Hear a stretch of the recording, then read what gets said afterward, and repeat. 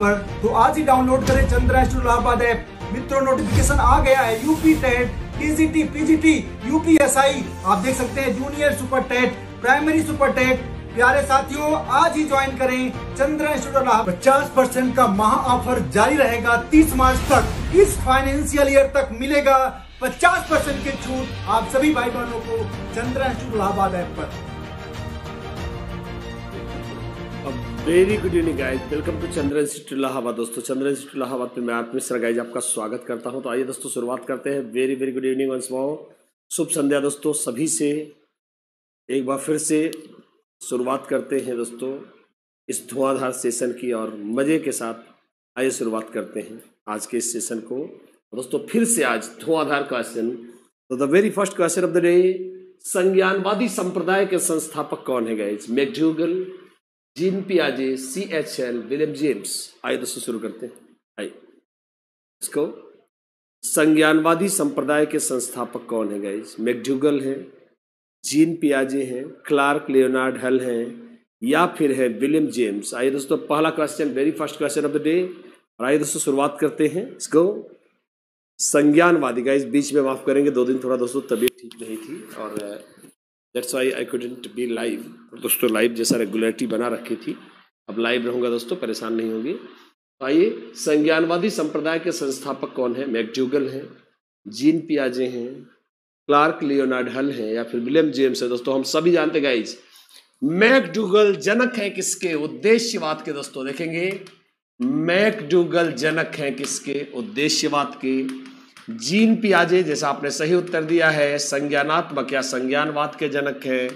हर दोस्तों हल को जनक कहा जाता है किसका? पुनर्बलन का। दोस्तों पुनर्बलन का सिद्धांत दिया है उन्होंने, पुनर्बलन का सिद्धांत। और दोस्तों जेम्स को कहा जाता है जनक किसका? प्रकार्यवाद का guys. So the right answer is going to be B for Bombay. दोस्तों बिल्कुल सही सही उत्तर है बी फॉर बॉम्बे। आइए दोस्तों आगे चलते हैं। क्वेश्चन नंबर 2, क्षेत्र सिद्धांत के प्रतिपादक कौन है गाइस? आइए एक बार देखते हैं, क्षेत्र सिद्धांत के प्रतिपादक कौन है? Option A Thorndike, B Kurt Lewin, C Tolman, D Bandura. आइए देखते हैं इसको। क्षेत्र सिद्धांत के जनक कौन है guys? Who is the propounder of field theory? Field theory का प्रोपाउंडर कौन है? Who is the father, the propounder, originator of field theory of psychology? दोस्तों सही उत्तर हम सभी जानते हैं, the right answer is going to be the man called. दोस्तों थॉर्नडाइक ने दिया है कौन सा? SR सिद्धांत। टॉलमैन ने दिया है दोस्तों SS, उद्दीपक सिद्धांत। वेंडोरा ने दिया है क्या? सामाजिक अधिगम का सिद्धांत। और कर्ट लेविन ने दिया है दोस्तों क्या? क्षेत्र सिद्धांत। और आपने बिल्कुल सही उत्तर दिया है guys, the right is answer is going to be yes, B for Bombay. सही उत्तर क्या है? B for Bombay. Let's go, चलेंगे दोस्तों आगे चलेंगे। क्वेश्चन नंबर 3, मनोविज्ञान गाइज। यह बहुत, मैंने वैसे भी आपको एक बार लिया था, पर यह एक बार दोबारा ले रहा हूं। यह क्वेश्चन दोस्तों, यह कोटेशन बहुत इंपॉर्टेंट है। मनोविज्ञान शिक्षा का आधारभूत विज्ञान है। Who said this? Skinner, Raeburn, McKenzie, या फिर डेकार्ट? मनोविज्ञान शिक्षा का आधारभूत विज्ञान है गाइज, यह किसने कहा है? स्किनर ने, रॉयबर्न ने, JS मैकेंजी ने, या फिर डेकार्ट ने? दोस्तों मैंने आपको पहले ही बता दिया था कि मनोविज्ञान शिक्षा का आधारभूत विज्ञान है। यह एक मजेदार कोटेशन है, बहुत ही मजेदार कोटेशन है, और इसे कहा है किसने? B Skinner is the right answer guys. और आपने बिल्कुल सही उत्तर दिया है, उसको मैं पहले भी ले चुका हूं 2 बार। मेरे हिसाब से यह कोटेशन इंपॉर्टेंट रहेगा। इसको आइए शुरू करते हैं। क्वेश्चन नंबर 4, गैरेट के अनुसार बुद्धि के प्रकार क्या है? मूर्त, अमूर्त और सामाजिक बुद्धि। ध्यान सुनिएगा दोस्तों, गैरेट के अनुसार बुद्धि के प्रकार कौन है? मूर्त, अमूर्त और सामाजिक बुद्धि। यस, आइए दोस्तों एक बार जानते हैं गैरेट ने क्या कहा। आइए देखते हैं गैरेट के अनुसार बुद्धि का विभाजन क्या है। तो गाइस आपको बता दें, आप सभी जानते हैं यह विभाजन दिया है किसने? थॉर्नडाइक ने। किसने दिया है दोस्तों? थॉर्नडाइक ने। और एग्जैक्ट इसी विभाजन को हूबहू मान लिया है किसने? गैरेट ने। तो कहने का मतलब है गाइज कि गैरेट के अनुसार बुद्धि के प्रकार कितने हैं? तो उत्तर गाइज उपर्युक्त सभी। यस, गैरेट ने बुद्धि के इन सारे प्रकारों को प्रकार माना है। और अब चलेंगे दोस्तों क्वेश्चन नंबर 12।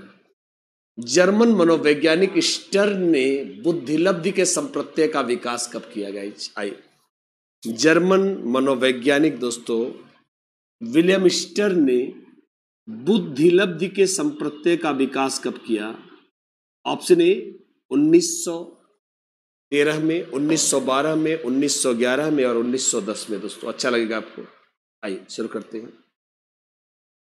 यस, आइए जानते गाइज। यस, जर्मन मनोवैज्ञानिक स्टर्न ने बुद्धिलब्धि के संप्रत्यय का विकास कब किया? तो गाइज आपको बता दे, मैंने आपको पहले बताया था गाइज, यह एक लंबी यात्रा है। मानसिक आयु, ध्यान से देखेंगे, मानसिक आयु शब्द किसने दिया था?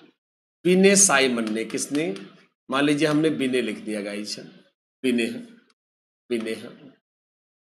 मानसिक आयु बटे वास्तविक आयु, MA/CA, यह दोस्तों जो IQ का फार्मूला था, यह दिया था किसने? स्टर्न ने। और इस फार्मूले में MA/CA गुणते 100 किसने किया दोस्तों? टर्मन ने। तो क्योंकि हमसे पूछा जा रहा है कि जर्मन मनोवैज्ञानिक स्टर्न ने बुद्धिलब्धि के संप्रत्यय का विकास कब किया, दोस्तों हमारा उत्तर क्या होगा? 1912 में गाइज। इसको एक बार जरूर आप लिख लेंगे। इसका सही उत्तर है दोस्तों, उन्होंने 1912 में इस कॉन्सेप्ट को डेवलप किया गाइज। आइए शुरू करते हैं। बिने साइमन स्केल से क्या ज्ञात की जा सकती है? बहुत मजेदार क्वेश्चन दोस्तों। बिने साइमन स्केल से क्या ज्ञात की जा सकती है? ऑप्शन ए वास्तविक आयु, मानसिक आयु, शैक्षिक आयु, और इनमें से कोई नहीं गाइज। आइए शुरू करते हैं। बिने साइमन स्केल दोस्तों 1905 में बनाए गए, ध्यान से सुनिएगा दोस्तों, सबको पढ़ाया गया है। 1905 में बनाए गए बिने साइमन परीक्षण से क्या पता चलता है? वास्तविक आयु का, मानसिक आयु का, शैक्षिक आयु का, इनमें से कोई नहीं। कमन गाइस को यस शुरू करते हैं। यस, बिने साइमन स्केल से क्या ज्ञात हो सकता है? इसको तो हम सभी जानते गाइज, बिने साइमन के बाद आया कौन? मानसिक आयु बटे वास्तविक आयु। ध्यान से सुनेंगे दोस्तों, स्टर्न ने क्या बनाया? मानसिक आयु बटे वास्तविक आयु। मतलब दोस्तों एक बात तो साफ है कि आप चाहे जो भी लिखो, पर एक बात तो पक्का है कि उस समय नहीं था ये वाला कॉन्सेप्ट। कौन सा? वास्तविक आयु। अर्थात हम कह सकते हैं guys, we can be sure about that, हम इसे कह सकते हैं क्या कि बिने साइमन स्केल से वास्तविक आयु नहीं ज्ञात की जा सकती, शैक्षिक आयु नहीं ज्ञात की जा सकती। अर्थात बिने साइमन स्केल से सिर्फ जाना जा सकता है क्या? मानसिक आयु। दोस्तों क्या जाना जा सकता है? मानसिक आयु। गाइस जैसा हम जानते हैं 1905 में, जैसा आप देख सकते हैं 1905 में जब इसका पहला संस्करण आया तो इसमें सिर्फ 30 प्रश्न थे। कितने प्रश्न थे? 30 प्रश्न थे। दोस्तों कहने का अर्थ क्या है कि हर उम्र के लिए, देखिए गाइस सुनेंगे, हर उम्र के लिए कुछ प्रश्न बनाए गए थे। चाहे आपकी उम्र जितनी भी हो, उनको वास्तविक आयु से कोई लेना देना नहीं था दोस्तों। उनके हिसाब से वास्तविक आयु इंपॉर्टेंट नहीं थी। जिस उम्र के प्रश्न, जैसे मान लीजिए एक आदमी 16 साल का है पर जवाब देता है 10 साल वाले प्रश्नों का सही, दोस्तों से हम क्या करेंगे? उसकी मानसिक आयु 10 वर्ष मान ली जाएगी, पर वास्तविक आयु को उनके यहाँ कोई महत्व नहीं था। तो हम कह सकते हैं क्या कि बिने साइमन परीक्षण में सिर्फ क्या जाना जा सकता है? मानसिक आयु जानी जा सकती है। जिसको अगला चलेंगे क्वेश्चन नंबर 7। 1905 में बुद्धि परीक्षण हेतु निर्मित बिने साइमन स्केल में प्रश्नों का क्रम क्या रखा गया था? कठिन से सरल की ओर, सरल से कठिन की ओर, अज्ञात से ज्ञात की ओर, मिश्रित क्रम में। गाइस इसको आइए शुरू करते हैं। यस, आइए। वर्ष 1905 में बनाए गए बिने साइमन स्केल में प्रश्नों का क्रम क्या रखा गया था दोस्तों? कठिन से सरल की ओर, सरल से कठिन की ओर, अज्ञात से ज्ञात की ओर, मिश्रित क्रम में। आइए दोस्तों हम सभी जानते हैं क्या उत्तर है। अब गाइज अब आप सिंपली सोचिए दोस्तों, इस कुछ प्रश्न ऐसे दोस्तों जो चिंतन पे आधारित है। फर्क नहीं पड़ता दोस्तों उन्होंने क्या, क्योंकि उनकी, मैंने आपको बताया था, यह लगभग 3 से 15 वर्ष को कवर करता दोस्तों। जो पहला वाला पब्लिकेशन था वो 3 से कितने वर्ष को कवर करता था? 15 वर्ष को कवर करता था। गाइज एक बात तो पक्का है कि कक्षा 1 में कोई आइंस्टीन का सिद्धांत तो पूछे कि नहीं? ब्लैक होल थियरी तो कोई स्टीफन हॉकिंस का नहीं पूछेगा। तो भैया कक्षा 1 के प्रश्न कैसे थे जानते हैं? अपना नाम बताना, 2 शब्द सुन के दोहराना, पढ़ के नहीं, दोस्तों हो सकता है पढ़ना ना आए, सुन के दोहराना, छिपे हुए भोजन को ढूंढ लेना। अभी दोस्तों बहुत ही आसान काम है यार। तो ऐसे मतलब और जैसे जैसे उम्र बढ़ती होगी गाइज, क्वेश्चन में मैथ्स मुश्किल मुश्किल प्रश्न आते होंगे, अर्थात हम इमेजिन कर सकते हैं कि ऐसे प्रश्नों का क्रम क्या रहा होगा, सरल से कठिन की ओर रहा होगा। इस शुरुआती लेवल पर सरल प्रश्न आते होंगे, जैसे जैसे उम्र समूह बढ़ता होगा प्रश्न क्या होते जाते होंगे, मुश्किल होते जाते होंगे। आइए एक बार चलते हैं क्वेश्चन नंबर 8। गिलफोर्ड के त्रिआयामी बुद्धि के सिद्धांत का एक अन्य नाम क्या है दोस्तों? मुझे यकीन है गाइज आप बताएंगे क्योंकि मैंने पढ़ाया हुआ है, मुझे अच्छा लगेगा दोस्तों। आइए शुरू करते हैं। ओके, गिलफोर्ड के बुद्धि के सिद्धांत का एक अन्य नाम क्या है? Option A, yes, option A देखेंगे। ऑप्शन ए क्या है दोस्तों? प्रतिदर्शी सिद्धांत, एक तत्व सिद्धांत, त्रिखंड सिद्धांत, बुद्धि संरचना सिद्धांत। दोस्तों बहुत ही मजा आएगा। आइए एक बार देखते हैं गिलफोर्ड के बुद्धि के त्रिआयामी सिद्धांत को। दोस्तों हम सभी जानते हैं गिलफोर्ड का बुद्धि आयाम का सिद्धांत दोस्तों इस तरह से दिखाया जाता है। यह एक घन में दिखाया जाता है जो ऐसे होता है, आपने देखा होगा गाइज। इसलिए सिद्धांत के दोस्तों कुछ मजेदार नाम है। आइए एक बार देखते हैं। इसे कहते हैं त्रिआयामी बुद्धि का सिद्धांत। क्या कहते हैं? त्रिआयामी बुद्धि, क्योंकि दोस्तों हम सभी जानते हैं घन में लंबाई, चौड़ाई और ऊंचाई तीनों होता है। दोस्तों हम सभी जानते हैं LBH होता है। इसलिए दोस्तों एक को कहते हैं उत्पाद, दूसरे को कहते हैं संक्रिया और पहली वाली को कहते हैं दोस्तों विषय वस्तु। तो 3 आयाम कौन है? इसे हम बोलते हैं क्या? Content, operations and products. क्या? संक्रिया, विषय वस्तु, संक्रिया और उत्पाद। इसे त्रिआयामी बुद्धि कहते हैं। इसे दोस्तों त्रिविमीय बुद्धि का सिद्धांत, क्योंकि आयाम को दोस्तों विमा भी कह सकते हैं, तो त्रिविमीय बुद्धि का सिद्धांत, क्योंकि आप देख रहे हो यह घन है, इसलिए इसे घनात्मक बुद्धि का सिद्धांत कहते हैं। किसका? घनात्मक बुद्धि का सिद्धांत का है। जैसे आप जान सकते हैं खूब बढ़िया से दिखाई पड़ रहा है घनात्मक बुद्धि है। और दोस्तों मजेदार बात क्या थी, क्या था जो गिलफोर्ड के सिद्धांत को इतना खास बनाता है? गाइज आज तक की कहानी क्या थी, पहले समझे आज तक की कहानी क्या थी। आज तक की दोस्तों कहानी ये थी कि जितने लोगों ने भी बुद्धि का सिद्धांत दिया, इसमें एक बात सब में कॉमन थी। जानते क्या थी? इन्होंने बुद्धि के प्रकार बताए थे। जेपी गिलफोर्ड के सिद्धांत ने बुद्धि का प्रकार नहीं बताया है, बल्कि उसने ये बताया है कि बुद्धि की रचना कैसे हुई है। इसलिए उनका सिद्धांत दुनिया का ऐसा पहला सिद्धांत था जिसने बुद्धि की संरचना बताई कि भैया बुद्धि में विषय वस्तु होती है, संक्रिया होती है और क्या होता है? उत्पाद होता है। इसलिए इसे कहा गया बुद्धि का संरचना प्रतिमान। और इसीलिए गाइस आपने पढ़ा होगा BTC B.Ed में, इसे SI मॉडल ऑफ इंटेलिजेंस कहते हैं। आपने सुना होगा SI मॉडल ऑफ इंटेलिजेंस, और SI का फुल फॉर्म क्या है? Structure of intelligence. क्या बोलेंगे? Structure of intelligence. It's called structure of intelligence. और गाइस इसलिए इसे क्या कहते हैं? इसी को बोलते हैं, इसको हिंदी में क्या कहेंगे? बुद्धि की संरचना प्रतिमान। सो D for Denmark is the right answer दोस्तों। और आप सभी ने एक उत्तर बताया गाइज। यस, प्राउड भी guys, D for Denmark is the right answer. इसको चलिए दोस्तों अगले क्वेश्चन पर। यस, किसने कहा कि बुद्धि सीखने की योग्यता है गाइज? सबको ऑनलाइन ऑफलाइन पूरी तरह से परिभाषा लिखवाई गाइज, और मैं चाहता हूं आप मुझे इसका सही उत्तर दे, मुझे अच्छा लगेगा।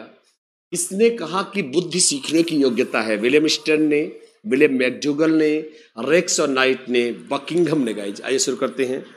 किसके अनुसार बुद्धि सीखने की योग्यता है? ऑप्शन ए, आइए देखते हैं। यस, ओके, आइए देखते हैं। ऑप्शन ए विलियम स्टर्न ने, बी विलियम मैकडूगल ने, सी रेक्स और नाइट ने, डी बकिंघम ने। चाहता हूं गाइज आप इसकी एक एक लाइनें रटे और लिखें। गाइज आपको बता दें ये बड़ी काफी पॉसिबल परिभाषा रहेगी। बुद्धि सीखने की योग्यता है गाइज, और यह कहा है किसने? This quotation, this statement has been given by. देखिए दोस्तों हम सबके नाम बात करेंगे, आइए तो आगे सब आएंगे दोस्तों। और यह कहा है किसने? बकिंघम ने दोस्तों। बहुत फेमस परिभाषा है बुद्धि की। क्या? बुद्धि सीखने की क्या है गाइज? योग्यता है। लेट्स गो अगले क्वेश्चन पे चलेंगे। Question number 2। एक बालक जिसकी बुद्धिलब्धि 85 है उसे किस वर्ग में रखेंगे? मूर्ख में, अल्प बुद्धि में, मंद बुद्धि में या फिर औसत बुद्धि में? दोस्तों आइए शुरू करते हैं। एक बालक जिसकी बुद्धिलब्धि 85 है उसे किस वर्ग में रखेंगे? मूर्ख में, अल्प बुद्धि में, मंद बुद्धि में और औसत बुद्धि में? गाइस आइए शुरू करते हैं।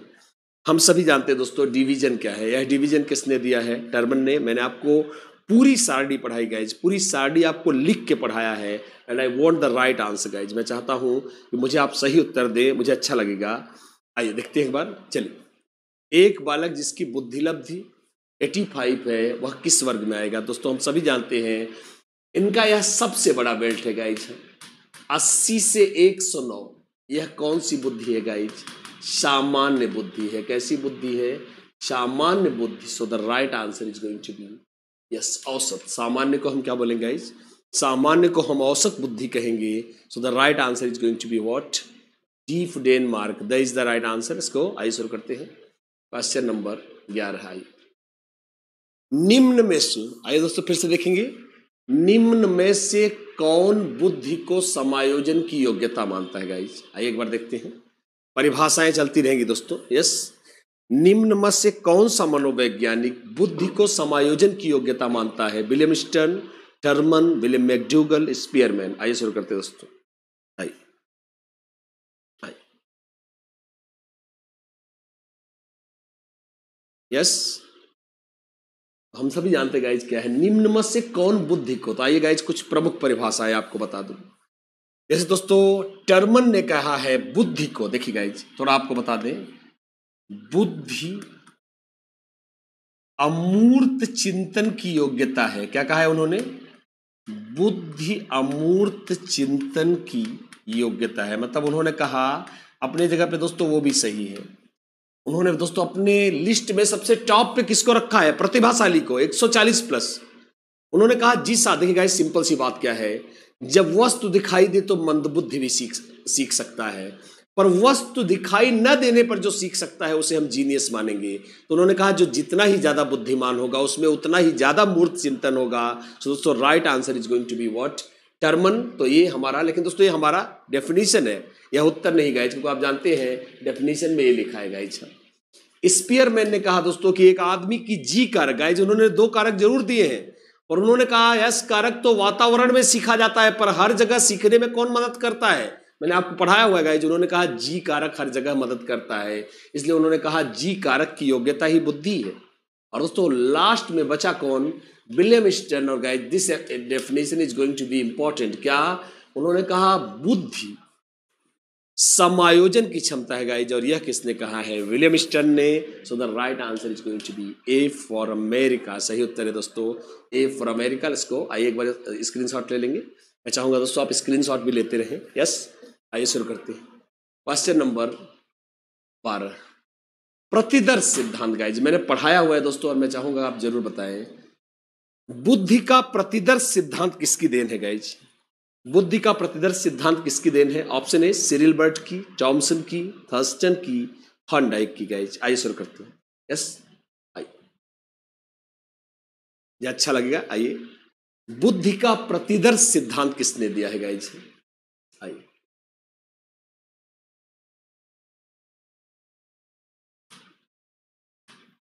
तो आपके लिए आपको समझाने की तैयारी कर रहा हूं। थोड़ा मैं आप उत्तर देंगे दोस्तों, जैसा मैंने आपको क्लास में समझाया था, एक बार मैं फिर से वैसे ही समझा रहा हूं।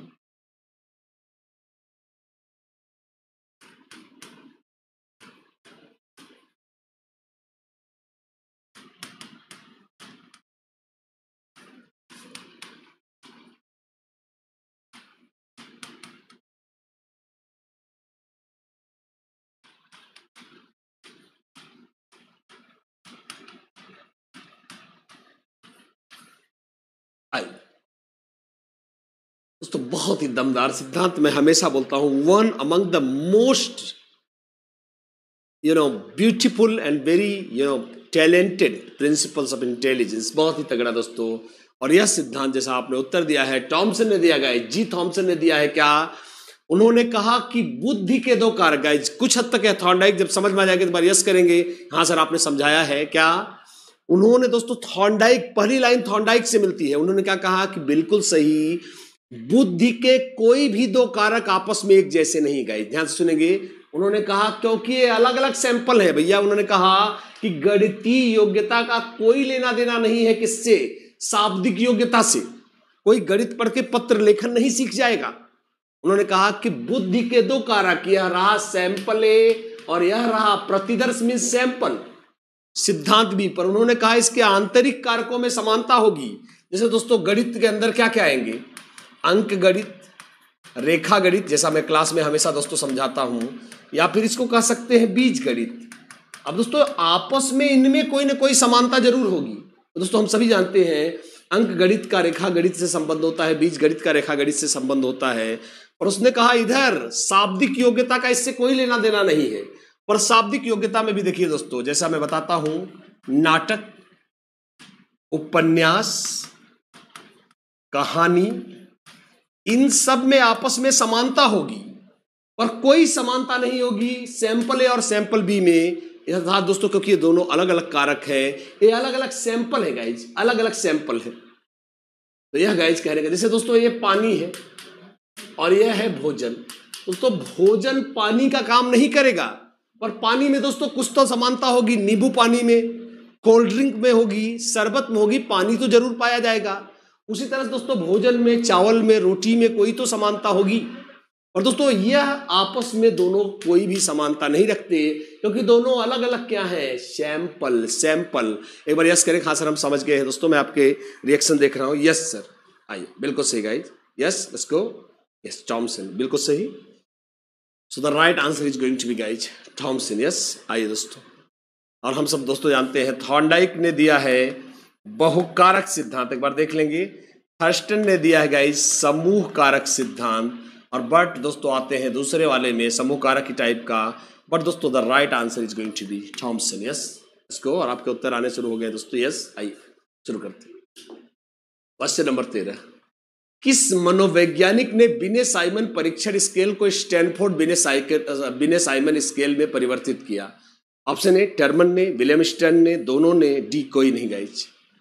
तो किस मनोवैज्ञानिक ने दोस्तों फ्रांसीसी बिने साइमन परीक्षण को रूपांतरित किया किसमें? स्टैनफोर्ड बिने साइमन परीक्षण में। टर्मन ने, विलियम स्टर्न ने, दोनों ने, या कोई नहीं गाइज। आइए एक बार देखते हैं किस मनोवैज्ञानिक ने बिने साइमन के परीक्षण स्केल को स्टैनफोर्ड बिने साइमन स्केल में रूपांतरित किया? तो गाइज हम सभी जानते हैं, ऑल ऑफ अस नो, क्या गाइज 1905 में फ्रांस में बनाया गया, क्या फ्रांस में बनाया गया बिने साइमन द्वारा परीक्षण। क्या बिने साइमन द्वारा परीक्षण कहां बनाया गया? फ्रांस में। यह अमेरिकी बच्चों पे काम नहीं कर पा रहा था गाइज, यह अमेरिकी बच्चों पे काम नहीं कर पा रहा था। इसलिए क्योंकि दोस्तों देखिए इसकी वजह है गाइज, क्या हर देश की संस्कृति सभ्यता में कोई अंतर होता है। इसलिए अमेरिकी बच्चों के लिए सुटेबल बनाने के लिए अमेरिका की स्टैनफोर्ड यूनिवर्सिटी, कौन सी, इस आप नाम से देख रहे हैं, अमेरिका की स्टैनफोर्ड यूनिवर्सिटी के प्रोफेसर टर्मन ने, किसने? टर्मन ने बिने साइमन परीक्षण का जो अमेरिकी प्रारूप तैयार हुआ उसे हम स्टैनफोर्ड बिने साइमन परीक्षण कहते हैं। क्यों? क्योंकि दोस्तों टर्मन प्रोफेसर हुआ करते थे कहाँ पे? टर्मन प्रोफेसर थे कहाँ? स्टैनफोर्ड यूनिवर्सिटी में। तो आइए दोस्तों the right answer is going to be Terman. Yes सही होता है दोस्तों, सिर्फ टर्मन, स्टर्न नहीं, Terman is the right answer. इसको शुरू करते हैं। यस आइए ओके। क्वेश्चन नंबर 15, जलोटा ने दोस्तों, जलोटा परीक्षण इंडिया में बना परीक्षण है। यह क्या है दोस्तों? रुचि परीक्षण, सामूहिक बुद्धि परीक्षण, योग्यता परीक्षण, या व्यक्तित्व परीक्षण? दोस्तों आइए इसको, यस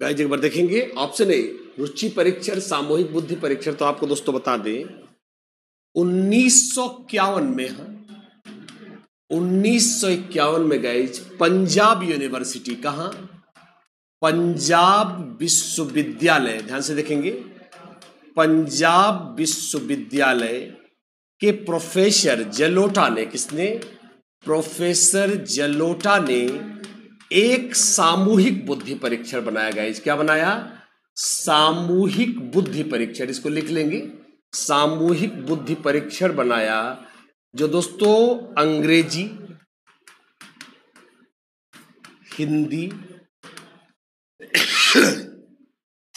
तथा उर्दू भाषा में किया जाता है गाइस। ध्यान सुनेंगे 1951 में दोस्तों कौन, पंजाब विश्वविद्यालय के प्रोफेसर जलोटा ने एक सामूहिक बुद्धि परीक्षण बनाया जो अंग्रेजी, हिंदी और उर्दू भाषा में मौजूद है। So the right answer is going to be B for Bombay guys. सही उत्तर क्या है, सही उत्तर है बी फॉर बॉम्बे। एक बार स्क्रीनशॉट ले लेंगे। यस, आइए शुरू करते हैं इसको। यस, क्वेश्चन नंबर 16, समवेग, बहुत ही दोस्तों बहुत ही ज्यादा famous quotation, one among the most favourite questions of UPTT, Uttar Pradesh के सबसे चहेते प्रश्नों में से एक, सबको लिखवाया गया गाइज। संवेग व्यक्ति की उत्तेजित दशा है, यह किसने कहा है, रॉस ने कहा है, वीरेन ने कहा है, एलिस ने कहा है, या फिर कहा है किसने, वुडवर्थ ने गाइज। आइए देखते हैं, संवेग व्यक्ति की उत्तेजित दशा है, यह किसने कहा है गाइज। आइए, संवेग व्यक्ति की क्या है, उत्तेजित दशा है, या कथन किसका है, रॉस का, वीरेन का, एलिस का, वुडवर्थ का। गाइज बहुत ही फेमस कथन है गाइज। यहाँ पे दो लोगों को हम दोस्तों में बिल्कुल लेना चाहूंगा। आइए, तो दो परिभाषाएं जो बहुत ही मैं आपको चाहूंगा आप देखें दोस्तों। एक परिभाषा है रॉस की, क्या कहा है उसने, संवेग चेतना की वह दशा है जिसमें फीलिंग्स, इसे दोस्तों हम बोलते हैं हिंदी में रागों की प्रधानता होती है, यह कहा है दोस्तों किसने, रॉस ने। बड़ी ही, एक बार मैंने आपको दूसरा बता दिया कि संवेग चेतना की वह दशा है जिसमें रागात्मक तत्वों की क्या होती है, फीलिंग्स। दोस्तों सिंपल सी बात है, संवेग बढ़ते हैं तो फीलिंग्स बढ़ती है। जबकि यह परिभाषा है गाइज किसकी, वुडवर्थ की। किसकी, बहुत ही फेमस, यह परिभाषा आपने काफी लोगों ने बताया भी है, यह परिभाषा है किसकी, वुडवर्थ की गाइज। आइए शुरू करते हैं 16, संवेग को छद्म रूप से प्रकट करने की प्रवृत्ति कब विकसित होती है, मतलब संवेग को नकली तरीके से, एक नाट्यात्मक तरीके से, मिथ्या तरीके से प्रकट करने की भावना कब पैदा होती है दोस्तों, शैशवावस्था, किशोरावस्था, बाल्यावस्था और वयस्कावस्था। आइए शुरू करते हैं इसको। आइए, संवेग को एक प्रकार से आप कह सकते हो कि छद्म रूप से प्रकट करने की प्रवृत्ति कब आती है, शैशवावस्था में, किशोरावस्था में, बाल्यावस्था में, वयस्कावस्था में। गाइस इसका बहुत ही सीधा सीधा आंसर है गाइस। देखिए, शैशवावस्था में संवेगों का प्रकटीकरण अत्यंत आवेग से भरा होता है, तीव्र और अस्पष्ट होता है। जैसे बच्चे को गुस्सा आ गया तो अगर पापा भी खड़े हैं 2 लाठी मार देगा, तो ये मतलब कंट्रोल मैकेनिज्म नहीं होता। तो दोस्तों बाल्यावस्था में, इसीलिए कोल आपने जरूर पढ़ा होगा कोटेशन किसका, कोल एंड ब्रूस का। कोल एवं ब्रूस ने क्या कहा कि संवेगात्मक विकास का अनोखा काल है कौन सी अवस्था, बाल्यावस्था। क्यों, क्योंकि बालक अब निगेटिव इमोशंस को दबाता है और पॉजिटिव, कई बार वो एकदम नाटक करता है, मैं गुस्से में, ये देखो ना मैं गुस्से में हूँ, हा डराता है दोस्तों। तो ये अच्छा वो जानता है कि नाटक चल रहा है, वास्तव में मैं गुस्से में नहीं हूँ, सामने वाले को डरा रहा हूँ। कई बार आपने सुनिए ना, ये चीज है, आप दिखाई, जैसे आपको कोई चीज दिखाएगा हा करेगा, मतलब दोस्तों जानता है कि मैं डराने का नाटक कर रहा हूँ। So the right answer is going to बाल्यावस्था, C for Chennai is the right answer. इसको आगे चलेंगे क्वेश्चन नंबर 17 पर। मूल प्रवृत्तियों को क्या कहा जाता है, जन्मजात प्रवृत्ति, संवेगात्मक प्रवृत्ति, ज्ञानात्मक प्रवृत्ति, क्रियात्मक प्रवृत्ति। दोस्तों आइए शुरू करते हैं, मूल प्रवृत्ति को क्या कहा जाएगा गाइज, आइए देखते हैं। यस, इसको ओके, मूल प्रवृत्ति को दोस्तों हम क्या कहेंगे, क्या होगा, मूल प्रवृत्ति को दोस्तों आदमी बेसिकली क्या कहेगा। ऑप्शन ए जन्मजात प्रवृत्ति, संवेगात्मक प्रवृत्ति, ज्ञानात्मक प्रवृत्ति या क्रियात्मक प्रवृत्ति। तो दोस्तों हम आपको बता देना चाहेंगे, मूल प्रवृत्तियां होती हैं गाइज, हम सभी जानते हैं मूल प्रवृत्तियां। दोस्तों मूल प्रवृत्ति क्या है? भूख लगना, कामवासना, क्रोध, योयोत्सा, घृणा। दोस्तों मैकडूगल के अनुसार ये सब मूल प्रवृत्तियां हैं गाइज, और इनको सीखना नहीं पड़ता। दोस्तों कभी आपने सुना है कि यार मुझे गुस्सा करना नहीं आता, मैं जा रहा हूं कोचिंग करने गुस्सा सुनने का सीखने के लिए? ये दोस्तों इनबॉर्न होता है, भूख प्यास कहीं सीखना नहीं पड़ता, यह मूल प्रवृत्ति है guys. A for America is the right answer. तो पहला उत्तर है दोस्तों ए या एक। आइए एक बार देखते हैं, और आपने बिल्कुल सही उत्तर दिया है। क्वेश्चन नंबर 18, गोपाल सफल होना चाहता है तथा श्रेष्ठता के स्तर को प्राप्त करना चाहता है, वह किससे अभिप्रेरित है गाइज? मुझे बहुत खुशी होगी गाइज, मैं चाहता हूं कि आप मुझे जवाब दें। मैं आपको हल्का सा हिंट दे रहा हूं कि दोस्तों मैक्सिमम सभी लोगों को पढ़ाया गया है, यह मैक्लीलैंड के दोस्तों सिद्धांत को, मैक्लीलैंड के आवश्यकता संप्राप्ति के सिद्धांत से लिया गया है। आवश्यकता संप्राप्ति, और गाइज मैंने पढ़ाया हुआ है, यह सिद्धांत है किसका? अभिप्रेरणा का। गाइज किसका सिद्धांत है? अभिप्रेरणा का। मैंने एक हिंट दे दिया है, गोपाल सफल होना चाहता है तथा श्रेष्ठता के स्तर को प्राप्त करना चाहता है, वह किससे अभिप्रेरित है? तो गाइज सिंपल सी बात है कि वह ये नहीं चाहता गाइज, क्या गोपाल को सत्ता नहीं चाहिए, उसे प्रधानमंत्री राष्ट्रपति नहीं बनना है, वो सिर्फ अचीवमेंट चाहता है कि मैं टॉप कर जाऊं, सफल कर जाऊं, गोल्ड मेडल जीत लूं, वो अचीव करना चाहता है। इसलिए गाइज आप सभी जानते हैं, मैंने आपको लिखवाया हुआ है, यह संप्राप्ति या उपलब्धि आवश्यकता है। B for Bombay is the right answer. दोस्तों सही उत्तर क्या है? उपलब्धि या संप्राप्ति आवश्यकता। और इसे हम क्या बोलेंगे? इसे बोलेंगे मैक्लीलैंड की 3। दोस्तों उन्होंने क्या बोला कि लोग सत्ता से या शक्ति से, या फिर दोस्तों किससे? उपलब्धि से, या फिर संबद्धता, बोले तो संबंधन की आवश्यकता, इसे अफिलिएशन कहते हैं दोस्तों। अनुमोदन उनके वाले में नहीं है। दोस्तों the right answer is going to be B for Bombay guys. सही उत्तर क्या है? सही उत्तर है B for Bombay. Let's go अगले क्वेश्चन पे चलेंगे। प्रक्षेपण शब्द का पहला इस्तेमाल किसने किया गाइज? प्रक्षेपण, आइए हम सभी जानते गाइज, पढ़ा चुका हूं आपको। प्रक्षेपण शब्द का पहला इस्तेमाल किसने किया? Let's go. प्रक्षेपण शब्द को सबसे पहले किसने यूज किया गाइज? तो हम सभी जानते हैं प्रक्षेपण शब्द का पहला प्रयोग किसने किया? Let's go. क्या है गाइज? प्रक्षेपण को हम लोग इंग्लिश में कहते हैं प्रोजेक्शन। क्या बोलते हैं? प्रोजेक्शन, प्रक्षेपण। और दोस्तों सबसे पहले जैसा आप जानते हैं प्रक्षेपण क्या है गाइज? क्या कि भैया मैंने 100 रुपए का चोरी कर लिया है, अब मैं जानता हूं कि यार मैं पकड़ा जाऊंगा, इसलिए मैं किसी दूसरे पर, भाई इसने चोरी की है तो अपनी गलती। मैंने आपको क्या बोला था कि मैं एग्जाम देने गया, मैंने एक अक्षर नहीं पढ़ा था, साल भर खूब आवारागर्दी की। अब उन्होंने मुझसे 10 क्वेश्चन पूछा गाइज, मुझे एक भी क्वेश्चन का उत्तर नहीं आया क्योंकि मैंने पढ़ाई नहीं है। अब मैं लोग पूछ रहे थे भाई क्या हुआ एग्जाम? अरे यार मैंने सारे क्वेश्चन सही बताए थे यार, उन लोगों ने मेरे साथ जातिवाद किया, मेरे साथ पक्षपात किया, हम लोग नॉर्थ इंडिया के थे, वो साउथ वाले थे, हमको नंबर नहीं दिए। इसे प्रक्षेपण कहते हैं दोस्तों, अपनी गलती दूसरे को उड़ा देना। और यह कहा है, आप जानते हैं यह सुरक्षा प्रणाली है किसकी गाइज? और आपने बिल्कुल सही उत्तर दिया है, C for Chennai is the right answer. इसे फ्रायड ने दिया गाइज। आइए एक बार चलते हैं क्वेश्चन नंबर 20। समाज शास्त्री गाइज, जैसे आया है वैसे ही लिखवाया है, एक बार आप कंफर्म करें। हाँ सर आपने लिखवाया हुआ है गाइज, अभी ऑनलाइन क्लास में भी पढ़ा रहा हूं। समाज शास्त्री दृष्टिकोण से स्प्रेंजर ने व्यक्तित्व को कितने भागों में बांटा है? 5 भागों में, 7 भागों में, 6 भागों में, 16 भागों में गाइज। बिल्कुल हम लोगों ने पढ़ा हुआ है तो मुझे अच्छा लगेगा। एक बार देखते हैं, समाज शास्त्री दृष्टिकोण से स्प्रेंगर ने व्यक्तित्व को कितने भागों में बांटा है?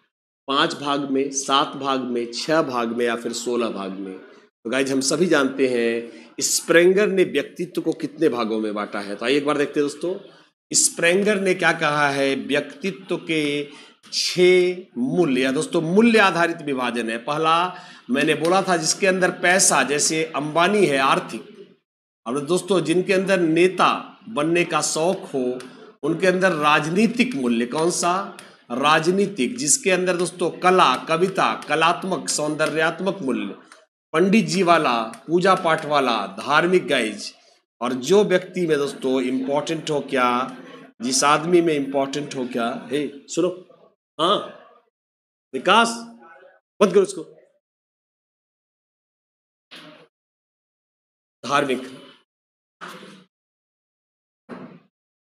आर्थिक, राजनीतिक, कलात्मक, धार्मिक, सैद्धांतिक। दोस्तों क्या, सैद्धांतिक।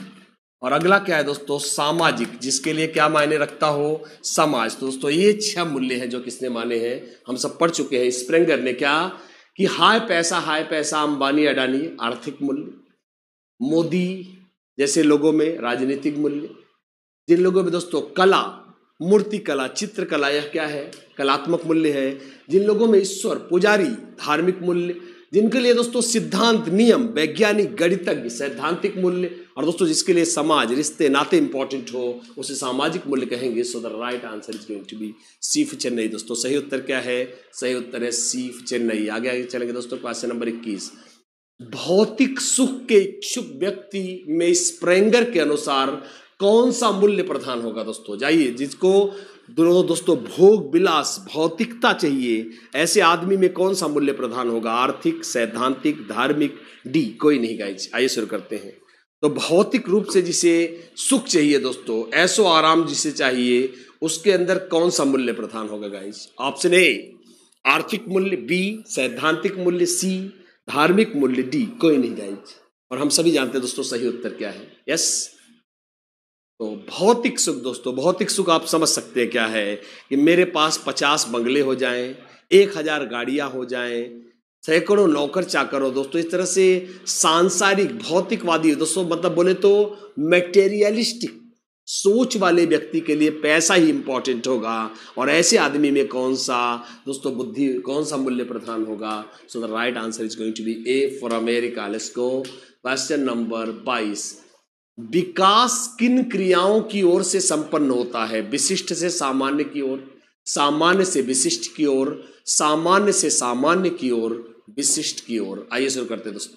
आइए, विकास किन क्रियाओं की ओर संपन्न होता है गाइज, हम सभी जानते हैं, पढ़ चुके हैं दोस्तों। आइए एक बार शुरू करते हैं। यस, विकास किन क्रियाओं से किन क्रियाओं की तरफ संपन्न होता है। ऑप्शन ए विशिष्ट से सामान्य की ओर, सामान्य से विशिष्ट की ओर, सामान्य से सामान्य की ओर। आज हम सभी जानते हैं ये विकास में सबसे पहले दोस्तों मानव शिशु का सिर्फ सिर बनता है गर्भावस्था में, फिर दोस्तों सिर नीचे कुछ नहीं दोस्तों, फिर धड़ बनता है। और दोस्तों 9 महीने तक गर्भ से दोस्तों जन्म से कुछ समय पहले तक पूरे मानव शरीर में हाथ, पैर, उंगलियां, नाक का नाक, मतलब दोस्तों शुरुआत में एक अंडे, हम सभी जानते हैं निषेचित अंडाणु एक जैसा दिखता है, पर क्या बालक एक जैसा दिखता है, नहीं। क्योंकि दोस्तों एक सरल आकृति है, जबकि बालक उसी से पैदा हुई जटिल आकृति है। So the right answer is going to be B for Bombay guys, क्या सामान्य से विशिष्ट की ओर। इसको क्वेश्चन नंबर 23। विकास के विषय में कौन सा कथन सत्य माना जाता है।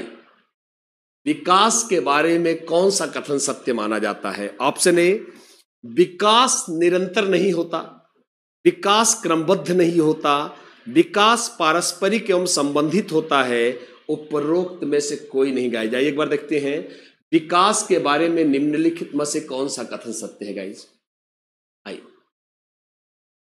इसको तो हम सभी जानते हैं क्या कि विकास निरंतर होता है, सब जानते हैं गाइज, आप सभी जानते हैं।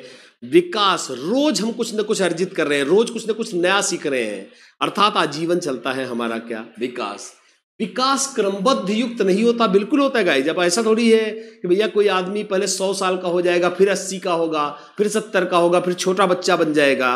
अर्थात विकास का एक क्रम होता है जिसको तोड़ा नहीं जा सकता गाइस। अर्थात ये गलत है क्योंकि ये उल्टा कह रहा है, ये भी गलत है गाइस। विकास आजीवन चलता है।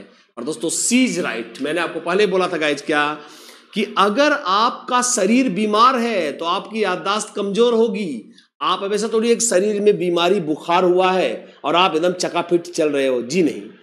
विकास, मैंने आपको दोस्तों कई लेक्चर में बताया कि विकास के सभी क्षेत्र आपस में संबंधित होते हैं। अर्थात इससे एक बात तो बिल्कुल साफ समझ में आ रही है, वो ये है कि विकास के सभी क्षेत्र, मतलब अगर शारीरिक विकास खराब हुआ तो मानसिक विकास खराब होगा। दोस्तों इसको यूं समझिए, जैसे मैंने आपको हमेशा बोलता हूं, मानसून और फसल ले लीजिए दोस्तों। अगर फसल बहुत अच्छी है और मानसून बहुत खराब है दोस्तों, फसल को देर सवेर खराब होना ही है, क्योंकि सभी चीजें आपस में जुड़ी होती हैं। C for Chennai is the right answer guys. इसको अगले क्वेश्चन पे चलेंगे, क्वेश्चन नंबर 24।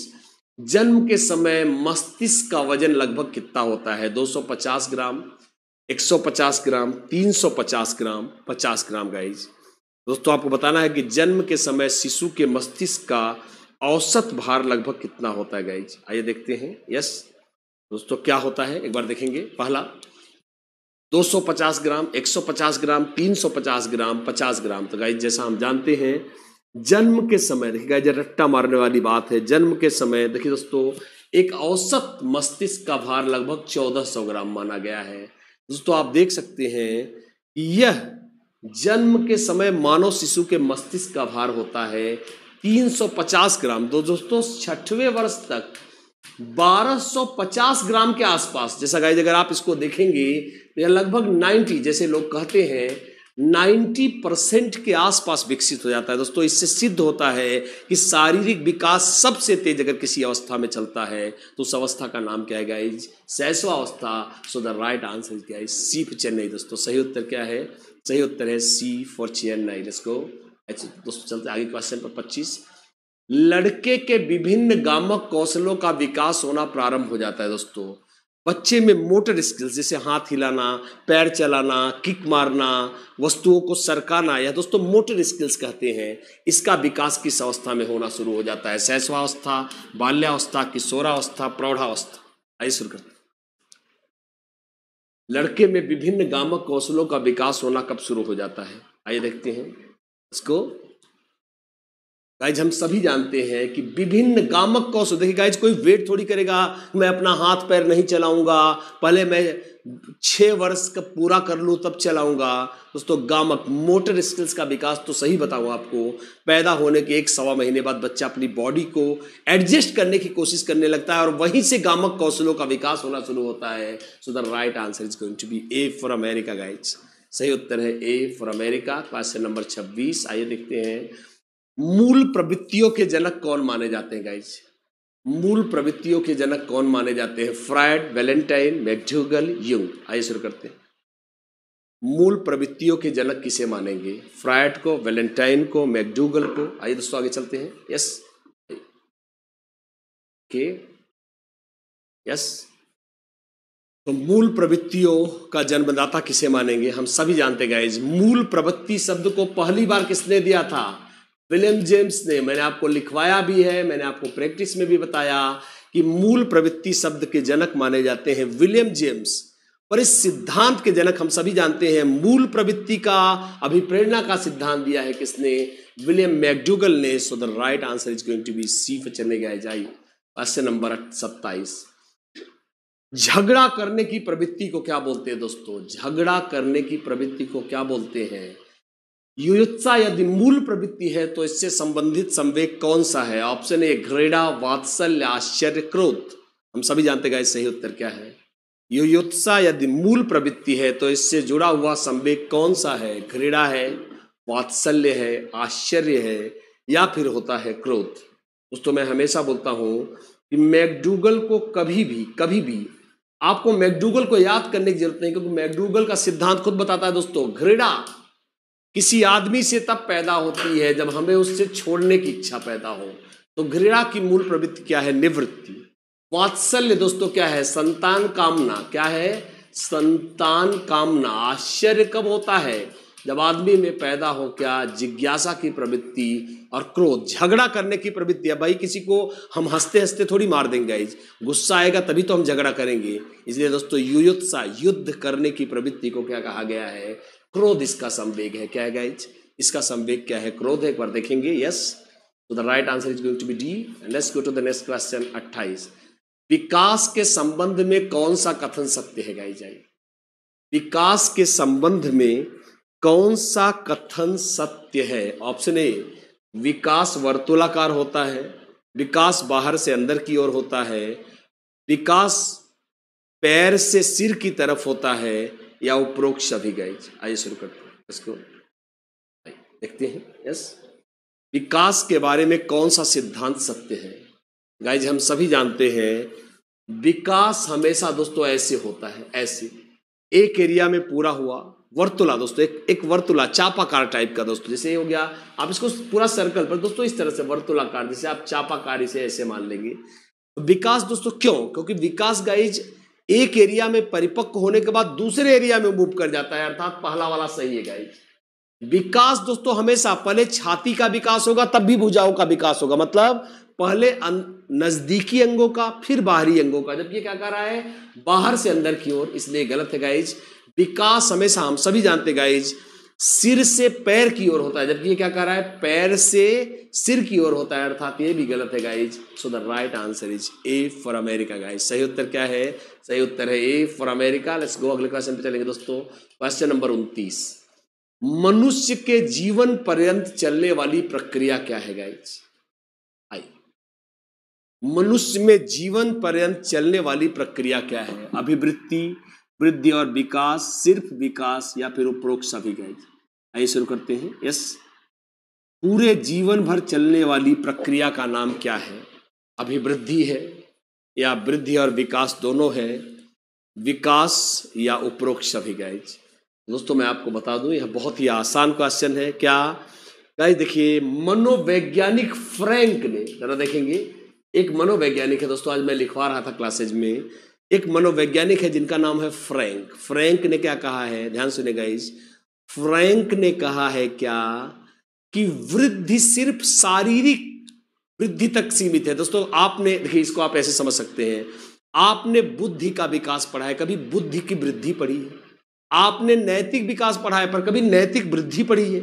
आपने संवेगात्मक विकास पढ़ा है, कभी संवेगात्मक वृद्धि पढ़ी? जी नहीं, क्योंकि यहां पर वृद्धि सिर्फ शारीरिक होता है, ऐसा फ्रैंक कहता है। और मुझे लगता है दोस्तों फ्रैंक सही कहते हैं, इसलिए आजीवन वृद्धि नहीं चल सकती, आजीवन तो सिर्फ एक ही बंदा चल सकता है, और उसका नाम क्या है? विकास। So the right answer is going to be C for Chennai. Let's go अगले क्वेश्चन पे चलेंगे दोस्तों। क्वेश्चन नंबर 3, वास्तविकता की प्रवृत्ति किस अवस्था में पाई जाती है?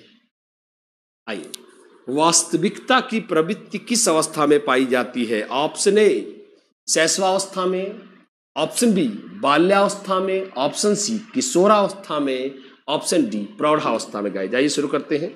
यस, आइए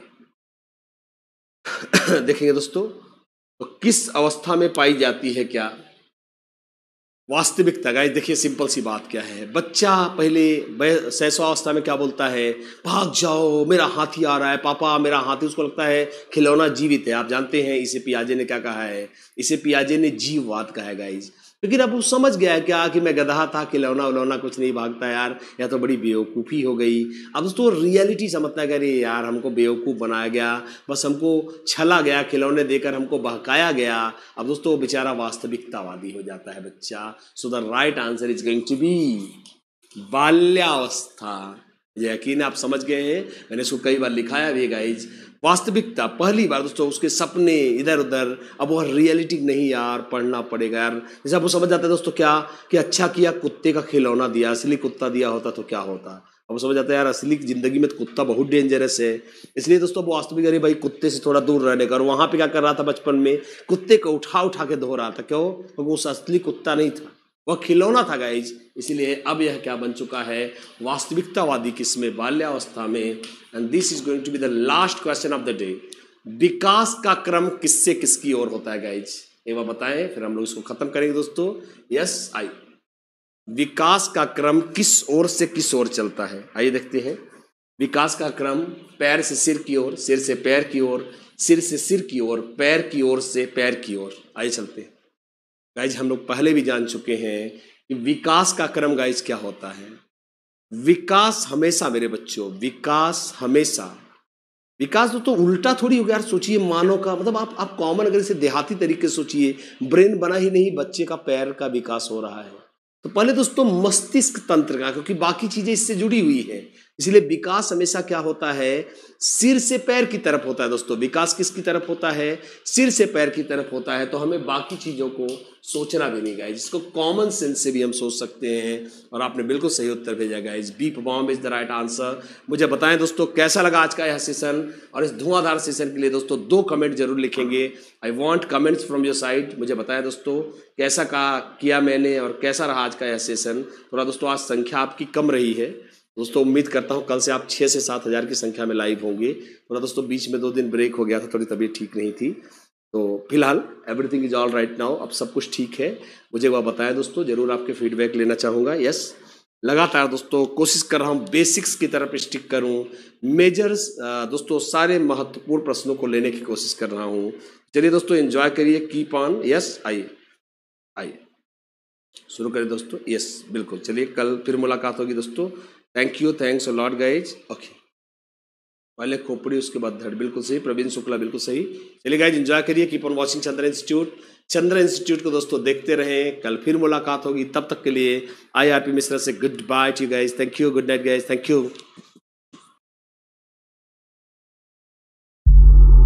हंसते हंसते मुस्कुराते मुस्कुराते सरकारी नौकरियों को लाना है अपने कदम पर, तो आज ही डाउनलोड करें चंद्र इंस्टीट्यूट इलाहाबाद ऐप। मित्रों नोटिफिकेशन आ गया है, UP TET, TGT, PGT, UPSI, आप देख सकते हैं junior super TET, primary super TET. प्यारे साथियों आज ही ज्वाइन करें चंद्र इंस्टीट्यूट इलाहाबाद। 50% का महा ऑफर जारी रहेगा 30 मार्च तक। इस फाइनेंशियल ईयर तक मिलेगा 50% की छूट आप सभी भाई बहनों को चंद्र इंस्टीट्यूट इलाहाबाद ऐप पर।